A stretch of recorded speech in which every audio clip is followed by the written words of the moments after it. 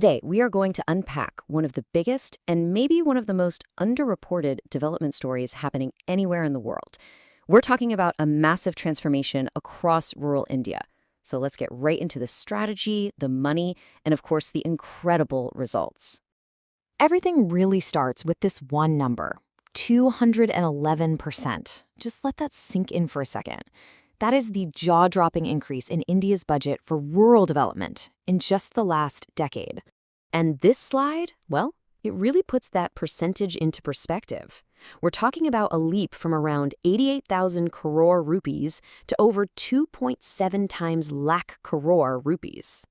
This isn't just some minor budget tweak. This is a full-scale national bet on completely transforming the lives of hundreds of millions of people.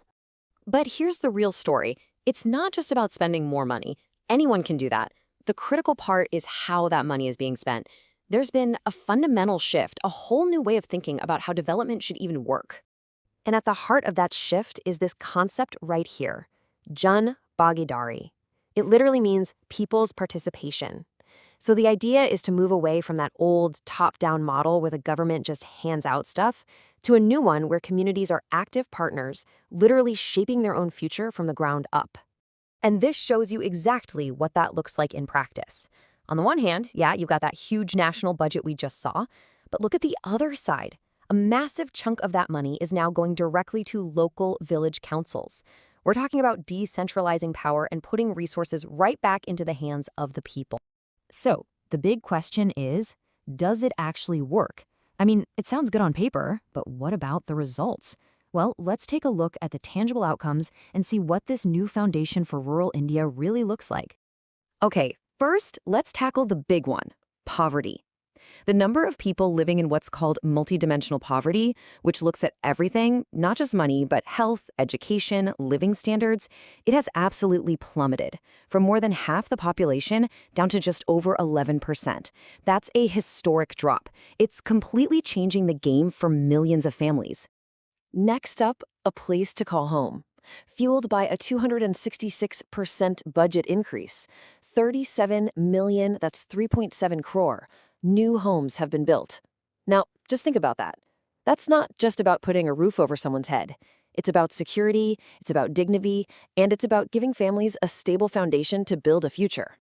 And this stat, honestly, is one of the most life-changing ones you'll see. Access to clean tap water. In just 6 years, it shot up from 17% to over 81%. This has a huge impact on health, obviously. But you know what else it is? It's a revolution in time and opportunity, especially for women and girls who no longer have to spend hours every single day just fetching water. The progress on sanitation is just as stunning. India has gone way beyond just building toilets. We're now talking about creating ODF plus villages. What does that mean? It means they have toilets for everyone, sure, but they also have systems in place to manage all their solid and liquid waste. It's a holistic approach leading to much healthier communities. And the final piece here is that all of this is getting connected, literally. The Rural Roads program has basically reached almost everyone. You can think of these roads as the lifelines of opportunity, linking people to markets, kids to schools, and the sick to hospitals. They are, quite simply, ending rural isolation. So yeah, the numbers are impressive, but the real engine driving this whole transformation, it's people. And more specifically, it's about putting women right at the center of the entire development process. Let's see how that works. Get ready for this number, over 100 million. That's right, 10.05 crore. That's how many women have been brought into these community organizations called self-help groups, or SHGs. And the model is so powerful because of how it grows. It all starts with 5 simple principles of financial discipline, things like regular meetings and saving money. But from that solid base, it expands to tackle 10 bigger pillars of social change, covering health, education, and creating real sustainable jobs. So here's the crucial part.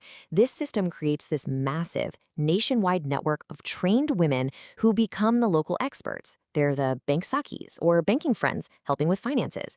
They're the krishi sakis, advising on farming. They become the trusted go-to people for essential services in their own villages. And this empowerment isn't just for women.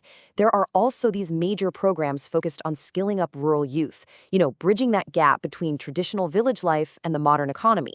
We're talking millions trained and placed into new jobs, making sure the next generation is ready to drive this new prosperity. All right, the final piece of this incredible puzzle is technology. Because this isn't just a social and financial revolution, it's a digital one too. We're seeing cutting-edge tools being used to solve some really old rural challenges. And this is just so cool. This scheme is using drones to map village lands with pinpoint accuracy. This lets the government issue official property cards, which does two huge things. It formalizes land ownership, which cuts down on disputes, and it unlocks access to things like bank loans. Suddenly, your land becomes a real asset.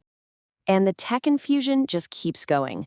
You've got the drone DDs, women from those self-help groups we talked about, now trained to operate drones for farming services. It's the perfect blend of empowerment and technology. And behind it all, you have nearly every single land record in the country digitized, which brings a level of transparency to rural life that was unimaginable just a few years ago. So, when you tie all of these threads together, the huge investment, the power shift to local communities, the women-led groups, and all this new technology, what do you get? Well, you might just be looking at a blueprint for the future. And this quote from an official backgrounder really just nails it. The whole goal has shifted.